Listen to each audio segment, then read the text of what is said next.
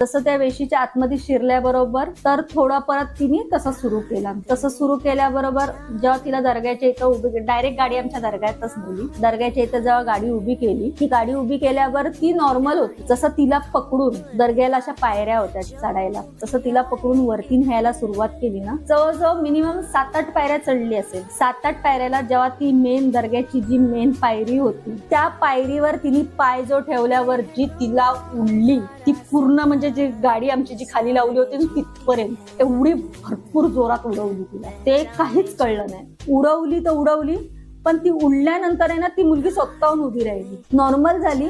ती स्वतःहून चालत दर्ग्यात गेली. दर्ग्यातल्या बाबांनी बाहेर येऊन सीन बघितला आणि बाबांनी सांगितलं, तुम्ही इथे जी आहे ही तुमची मुलगी आहे, पण ही इथनं परत जाणार, तो उभा आहे तिथे तुमच्या गाडीजवळ, तो परत हिला त्रास देणार.